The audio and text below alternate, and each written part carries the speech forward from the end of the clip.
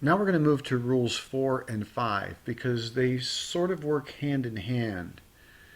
And the word that I'm going to introduce here is prolepsis. It was a word I came across several years ago. I love the word because it really captures a process between people. Prolepsis is the representation of a future act as if it has already occurred or exists, or to prepare your case in advance of an attack. This goes to the issue of a person's willingness to suspend their own arrogance in making assumptions and acting on them without giving the person the benefit of the doubt. And this is a problem that we have in human nature because we're controlling and self-centered. We want to try to control the future and predict people's behavior. And so we build up in our head an experience of them, and we oftentimes create an image or a pigeonhole of this person, a caricature or a stereotype of this person that we sometimes won't even confront within ourselves. We just make the assumption and we act on the assumption. Now, I've had many people say, but I do know what they're going to do. I can predict their behavior. And I'm going to grant you that. People oftentimes can predict each other's behavior. The problem is you can't do it 100% of the time, all of the time. If you can, then you're saying you're God and you can completely predict the future, which I don't think anybody can. So you want to try to work on that and try to suspend that in your relationship. Do not expect others to read your mind and do not try to read theirs, because there's a percentage that will always get you into trouble with prolepsis, and that percentage is the time that you're wrong. I've had people try to predict other people's behavior and get themselves into trouble. Just recently, last year, I had some friends that had some Lakers tickets, and another friend of ours, really did like the Lakers, but he hardly went to anything, and so the other friends didn't tell him that they were going. And when he found out later, he said, "Why didn't you tell me? Why don't you give me the opportunity?" He said, "Well, because you never go anywhere. We knew you would say no." And the guy flipped and was like, "Well, you didn't even give me the chance." And so that's what happens to people when they're not given the chance, when they're cut out of the decision, they feel very disrespected. And that's the percentage that will always get you into trouble the time you're wrong. Instead of trying to read people's mind and expecting them to read your minds, be clear and ask for what you want from other people.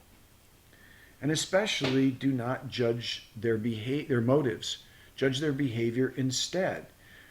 People get into other people's motives, and that could be a real problem in situations because they're trying to get in another person's head and figure out what's going on with them. And I always tell people it doesn't matter what their motives are. It matters what their behavior is. If you want to know what their motives are, ask them instead of trying to tell them, well, you did this for this reason or you did this for that reason. Because you don't know why the reasons or the motivations of people. But it's not necessary anyway, because all you really have to do is judge their behavior. And do not second guess, instead clarify with them. And I have a little Yoda there that says, difficult to see, always in motion is the future. And that's the problem, is that people try to predict the future instead of trying to clarify the process. Which is rule number 5, clarify the process. And this is the heart, to me, of communication, is that it's not that people can't it's not they can't communicate, is oftentimes they refuse to communicate again because they're controlling and self-centered, and they want to try to control the process. And sometimes people don't want clarification because there's a lot of power in obscurity. So clarification needs to always be okay. And this goes to the issue of one's willingness to work at understanding the other person's position and also their willingness to let the other person locate them in where they are coming from as well. While you're clarifying, it's important to utilize active listening skills, and refusing to communicate is a refusal to clarify the process. If somebody just walks away from you and they refuse to talk with you, well, then that's a litmus test for you. That tells you, they're not willing to clarify. When you're trying to clarify, be patient in trying to understand the person's position and watch your nonverbal communication. No deep sighs, eye rolling, etc. And remember that the only stupid question is the one not asked. And people don't get to judge their questions. Some people will say, well, your question was very stupid, or your question was full of a lot of drama. And the bottom line is, you don't know, they don't know how to read your mind, so the only stupid question is the one you're not asking. Here are the skills utilized in clarification. Attending, which is paying attention, giving eye contact. Paraphrasing, repeating back to the other person what the other person has said as accurately as possible, trying to not edit out your own misbehavior, which people oftentimes do. Clarifying when something's unclear. I'm not sure what you mean here. Perception checks, like how are we doing? Summarizing, kind of saying, so what you're saying, and kind of coming back, the bottom line is this.